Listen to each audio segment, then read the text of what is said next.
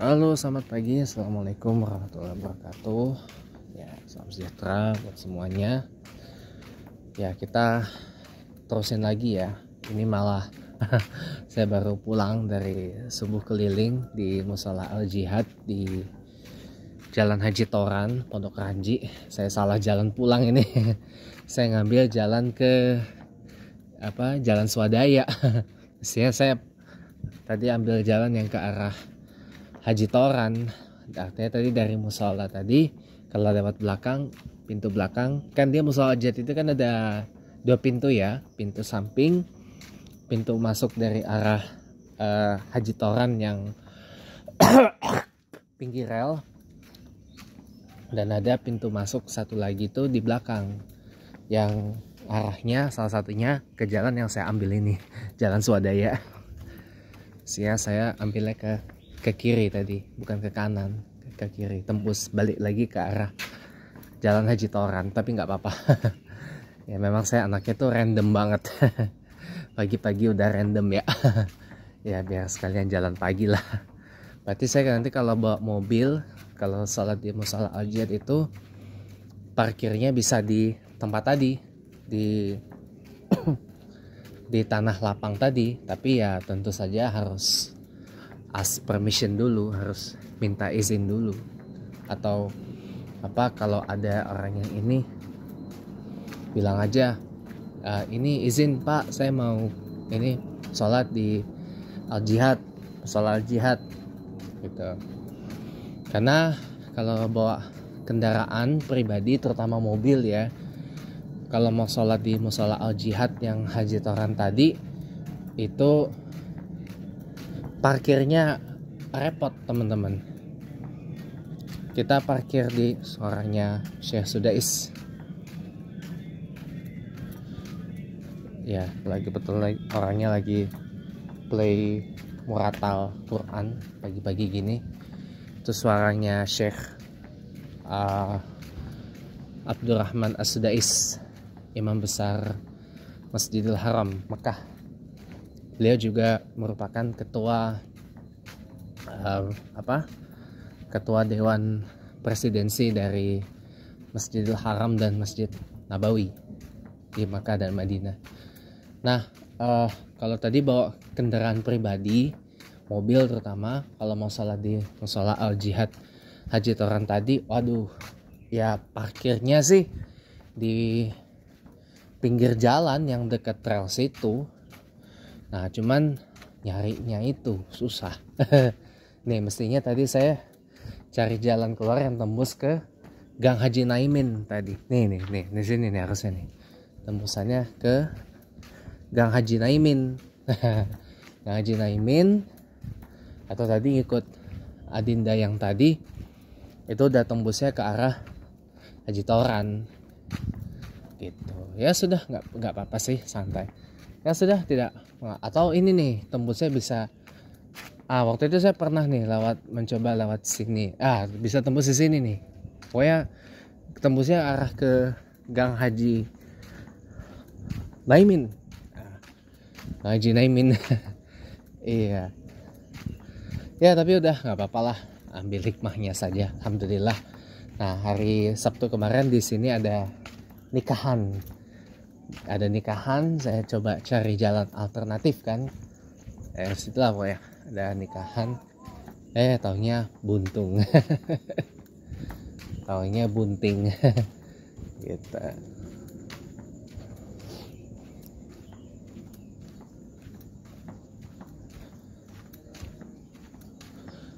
Ya,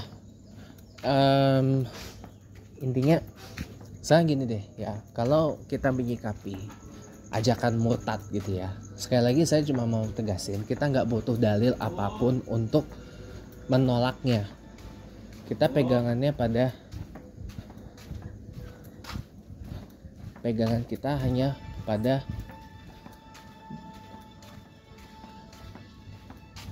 golden rule saja. Golden rules-nya adalah, kan kita udah tahu kan. Nah itu tuh parkirnya tadi di situ, di pinggir jalan rel itu. Kalau kita bawa mobil ya. Soalnya kalau parkir di sini ya, jalan ke sononya masih agak memakan waktu gitu loh. Karena dia kan posisinya agak di dalam ya, di dalam gangnya. Dalam gangnya di jalan Haji Toran tadi. Ini kan jalan Haji Toran nih namanya nih. Gitu. Nih tadinya saya mau sholat di situ, di musola ini nih, yang tadinya mau dijual. Karena di dalam situ kan ada rumah, ada laundry, dan tadinya kan ada tadinya mungkin nggak tahu ya. Kalau sekarang tadinya kan ada PAUD ya, pendidikan anak usia dini, tapi nggak tahu masih jalan apa enggak itu apa PAUD-nya. Tadi dijual, ada plang dijual nih, namanya Musola Al Ihsan di Jalan Haji Toran. Nah, kita pegangannya pada Golden Rose aja. Golden Rose pegangannya ya, ketika kita diajak untuk berbuat baik ya jangan ragu untuk menerimanya, harus kita terima gitu loh. Tapi kalau kita diajak untuk berbuat keburukan ya jangan ragu untuk menolaknya, harus kita tolak gitu loh. Sebagai contoh ya, contoh kasus ya, ini pendalaman yang tadi ini.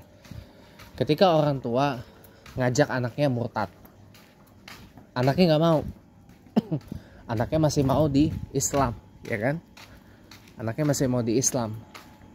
Orang tuanya nih tadinya Islam, cuman karena sesuatu jadi murtad, ya. Jadi murtad kan karena sesuatu, ya. Nah, sesuatu hal gitu biasanya. Anaknya nggak mau, anaknya masih mau Islam. Nah, jangan diartikan, oh kamu nih durhaka, kamu anak durhaka, kamu nanti ini loh. Justru ketika anak menolak ajakan orang tuanya untuk murtad, bukankah itu bagus? Itu bukan diartikan sebagai anak itu durhaka pada kedua orang tua. Bukan berarti anak itu nggak nurut orang tua, nggak patuh sama orang tua, berarti lantas langsung dihakimi sebagai oh anak ini durhaka, oh kamu anak durhaka, kamu anak tidak berbakti pada orang tua. Ya nggak gitu juga, Keles. Ya nggak gitu juga.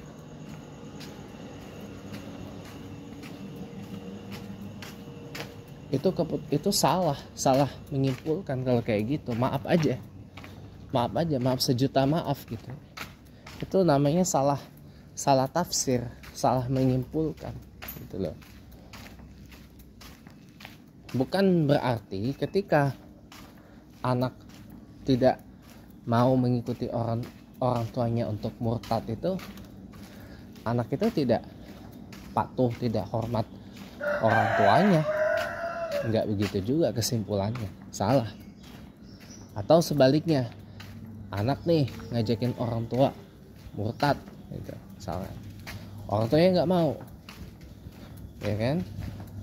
Bukan berarti juga lantas oh si orang tua ini dihakimi sebagai apa?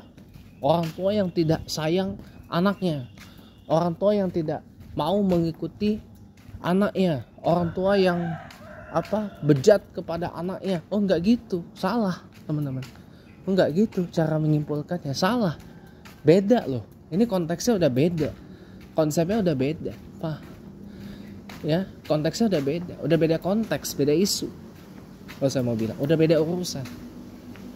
Gitu. Saya bilang rugi loh kalau murtad itu. Murtad keluar meninggalkan agama Allah, ya. Keluar dari agama ajaran semua nabi, ya. Rugi saya bilang. Agama yang benar-benar paling pasti insya Allah menjamin kita masuk surga asalkan Allah ridho dan kita koleksi amal baiknya banyak, ya.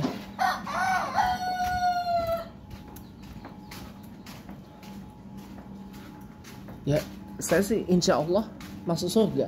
Kalau buat saya ya, pandangan pribadi saya kayak gitu. Insya Allah masuk surga. Yang jelas banget konsep teologinya, konsep ketuhanannya jelas banget. Konsep teologianya udah jelas banget. Gitu. Jadi jangan jangan semata-mata hanya karena urusan duniawi lantas kita mengambil satu keputusan yang salah gitu loh. Jangan, saya bilang jangan.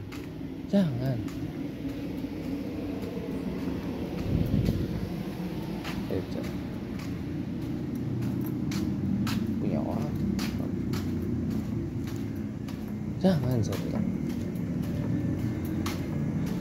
Jangan salah ambil keputusan. Kenapa? Kenapa? Nggak usah jauh-jauh. Ada beberapa kawan saya itu murtadin. Ketemu ini lagi. Inilah yang membuat suasana jadi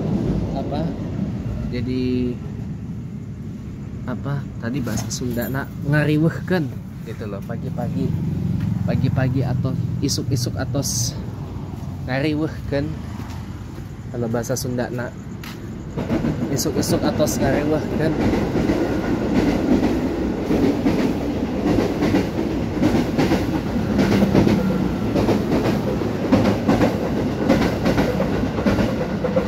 Kalau bahasa Sundanya itu, kalau bahasa Jawanya isuk-isuk wes ngeribet ke. Isuk-isuk wes ngerut ke gitu, ngono loh. Pagi-pagi udah ribet gitu loh. Pagi-pagi udah bikin ribet. Cobalah buat apa itu ditutup? Portal ditutup aja cukup kok. Yang terobos itu kan tadi kan cuman contoh saya doang. Nggak tiap orang pagi-pagi terobos tot situ. Portal tutup aja cukup gitu loh. Gak perlu harus pakai bekas ranjang tadi. Itu baru bekas ranjang, gimana kalau kawat besi? Waduh. Makanya besok saya kalau sholat subuh keliling ke Pondok Ranji kayaknya kalau jalan kaki enggak deh. Mendingan bawa kendaraan pribadi deh. Mending naik mobil atau naik motor. Kalau naik motor bisa parkir depan Musola Al Jihad Haji Toran tadi. Tapi kalau bawa mobil, itu yang ruwet blas pokoknya. Pokoknya ruwet blas, dah itu aja. Ruwet blas gitu.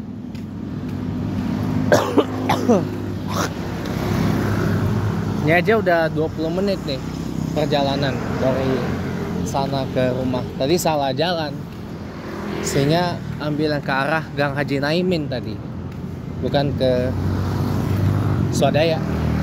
Salah tadi.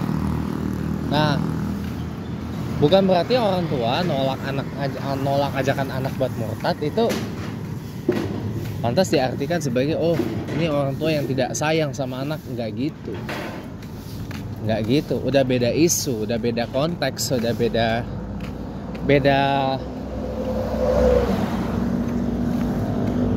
ranah gitu. Kalau saya mau bilang beda ranah gitu. Nah, makanya kalau saya mau bilang ya sebenarnya ngapain sih murtad itu? Kawan saya murtadin, di Katolik dia.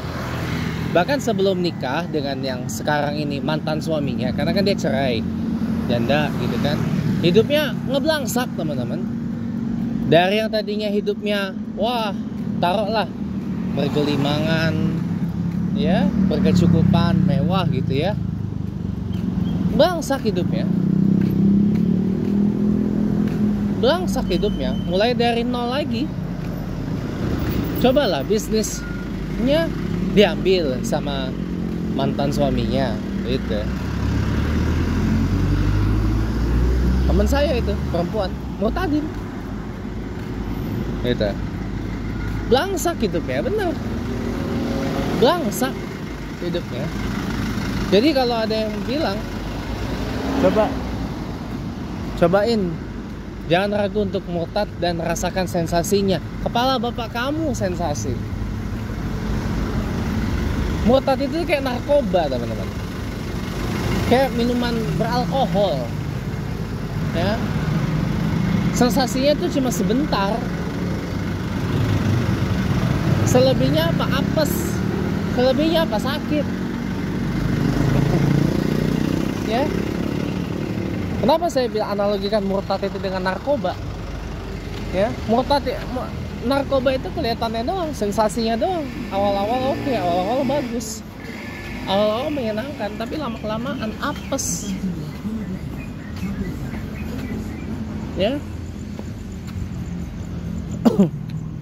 Kenapa apes? Ini saya kasih tahu, ya. Kenapa apes? Nggak ada pegangan. Kenapa apes? Nggak ada pegangan. Ya, udah nggak ada pegangan. Ya, percuma juga. Ya, disclaimer on ya. Ini pandangan pribadi, bukan pandangan saya. Ya, pandangan pribadi. Ya, disclaimer on. Karena gini, buat apa kita berpindah ke ajaran yang konsep ketuhanannya aja nggak jelas, konsep keselamatannya aja nggak jelas, ya, teologianya aja nggak jelas. Nyembah siapa yang disembah? Sementara yang disembah itu dia menyembah Tuhan. Kan selama ini kan ada sebuah ajaran yang disebut sebagai agama lah kalau di sini di Indonesia ini. Ada sebuah ajaran di mana baginda Nabiullah Isa ibnu Maryam Al-Masih alaihissalam itu dituhankan, disembah, dianggap sebagai Tuhan. Padahal dia sendiri juga menyembah Tuhan. Dia sendiri juga beribadah kepada Tuhan. Oke, malah jadi hunting kereta lagi nih saya nih. Ya, ini memang jadwalnya lagi sibuk kereta pagi-pagi gini. Jam 5.30 ini bentar lagi sih. Bentar lagi tuh baru sampai kereta dari Rangkas Bitung ke Pondok Raji. Ini pemberangkatan dari Tanah Abang ke saya lupa gapekanya, saya nggak pegang ya. Kalau saya cetak gapekanya itu pasti oke.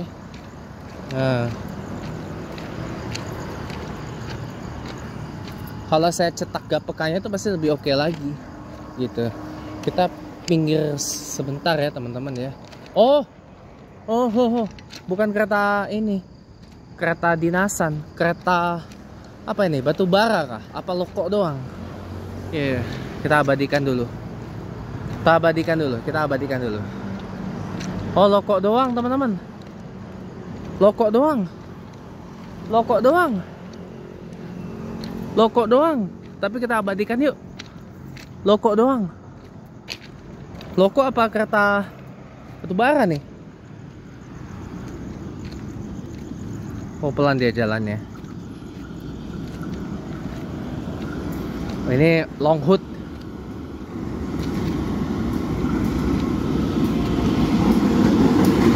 Oh, loko doang. Oh, enggak.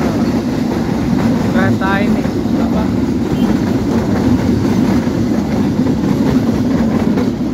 Kereta yang biasa buat batu bara, cuma dia nggak bawa apa? Nggak bawa batu baranya. Tumben dia pakai lokomotif lama CC201. Tumben. Karena biasanya kalau kayak gitu dia pakai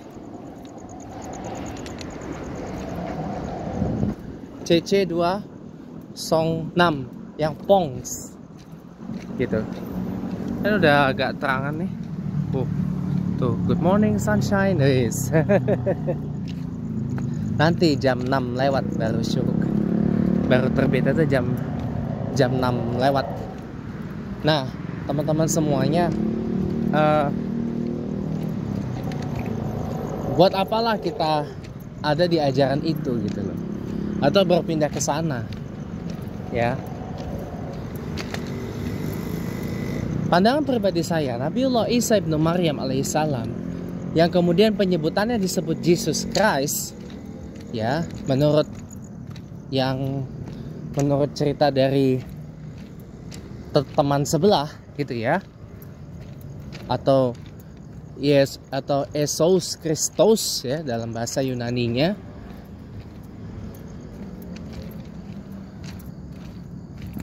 Itu bukan tuh, dia sendiri mengatakan loh. Mau itu di dalam Old Testament maupun New Testament, dia sendiri itu mengatakan dia bukanlah Tuhan. Dia tidak disebut Tuhan dan tidak layak sebenarnya untuk dipanggil sebagai Tuhan. Gitu loh. Ini kan sebenarnya karena ulah Melchior Leidecker yang nggak tau lah, mungkin dia kesurupan apa yang mestinya Tuhan itu menjadi Tuhan gitu. Nah itu jadinya. Jadi sebenarnya baginda Nabiullah Isa ibnu Maryam alaihissalam atau Yesus Kristus atau Yeshua HaMesiah itu tidak disebut Tuhan, tapi dia menyebut dirinya sebagai hamba Tuhan, sebagai utusan, sebagai guru dalam artian pembawa pesan, penyampai firman dari Allah Subhanahu wa Ta'ala. Itu yang betul, itu bukan dia lantas disebut itu sebagai Tuhan. Karena sampai hari ini teman sebelah itu nggak bisa membuktikan di mana bukti ketuhanannya dari baginda Nabiullah Isa ibnu Maryam alaihimussalam. Nah itu kereta yang saya maksud tadi itu, yang baru sampai di Pondok Ranji, pemberangkatan dari Rangkas Bitung, ada di belakang tuh. Ntar kita cari spot enak dulu untuk mengabadikan ya. Oke, kita abadikan dulu sesaat aja. Sinyal kuning. Kalau sinyal kuning itu batas kecepatan yang dibolehkan hanya 45 km per jam.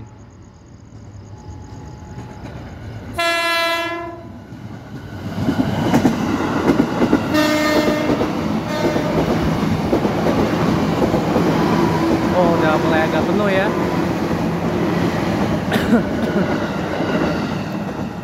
Banyak yang berangkat dari Rangkas sebabnya.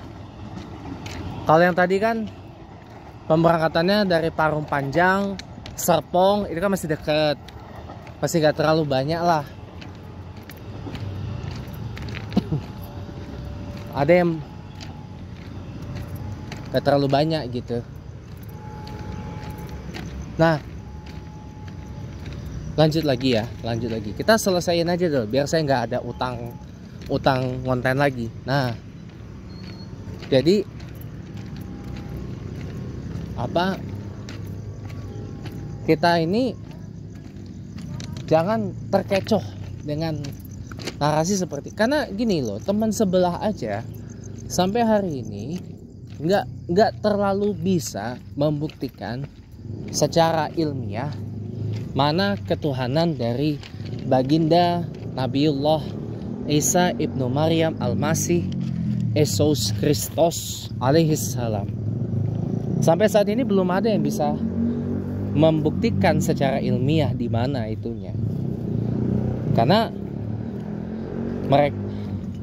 mereka kebanyakan hanya bersandar kepada doktrin. Ya, kepada dogma yang mengatakan seperti itu. Jadi dari dulu sudah diajarkan seperti itu. Nah, makanya teman sebelah ini jadi mudah untuk pecah kongsi. Makanya kau deh, Pak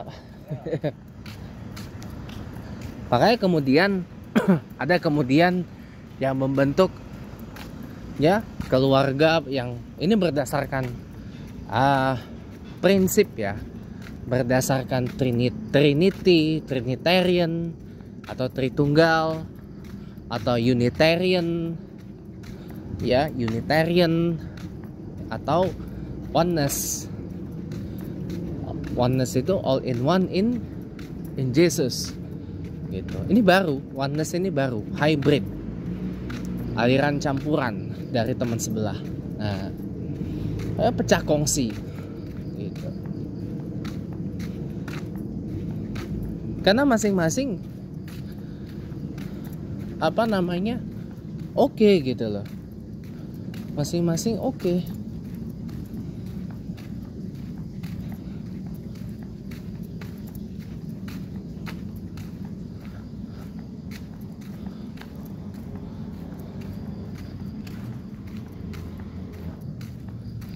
Karena masing-masing nah itulah. Nah, kalau Islam ini kan tauhid, monoteis yang jelas. Monoteis, hanya menyembah kepada satu Tuhan saja, Allah Subhanahu wa Ta'ala, tanpa embel-embel apapun gitu. Itu Pak Sony Riharto bukan ya? Tanpa embel-embel apapun, satu Tuhan, Tuhan yang esa, Allah Subhanahu wa Ta'ala, tanpa embel-embel pribadi, hakikat, apa segala macam gitu. Enggak, tanpa embel-embel satu pribadi, tiga hakikat. Enggak, satu aja. Satu ini, satu entitas, satu hakikat kalau Islam itu. Dan semua nabi mengajarkan itu. Dari mulai Adam alaihissalam sampai Muhammad ibni Abdullah ibni Abdul Muttalib alaihi sallallahu alaihi wasallam, semuanya mengajarkan itu. Allah sendiri yang mengajarkan. Allah sendiri memerintahkan semua nabi menyiarkan itu. Nah, cuma kenapa kok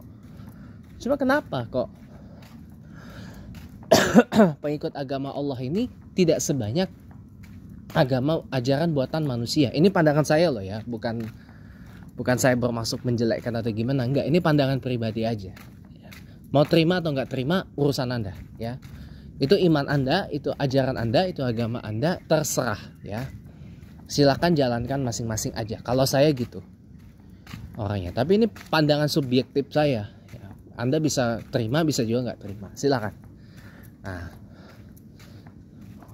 jadi buat saya yang namanya murtad itu rugi, apalagi kalau sampai murtad mengajarkan berpindah kepada ajaran yang menyembah manusia. Saya bilang kalau menyembah manusia nggak usah menuhankan, nggak usah kejauhan menuhankan Nabiullah Isa ibnu Maryam alaihissalam gitu loh. Orang tua Anda sendiri aja Anda tuhankan, kan? Anak Anda sendiri Anda tuhankan, atau pejabat penguasa aja yang Anda tuhankan gitu loh. Nggak usah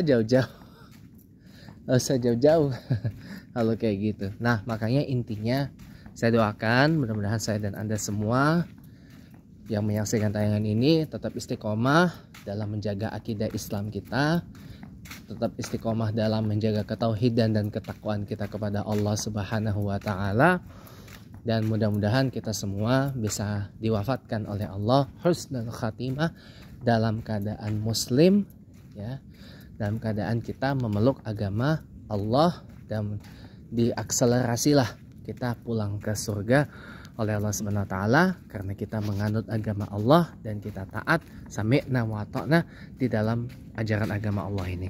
Haza min fadli rabbi wallahu muwaffiq ila aqwamit thariq wa huwal musta'an. Assalamualaikum warahmatullahi wabarakatuh.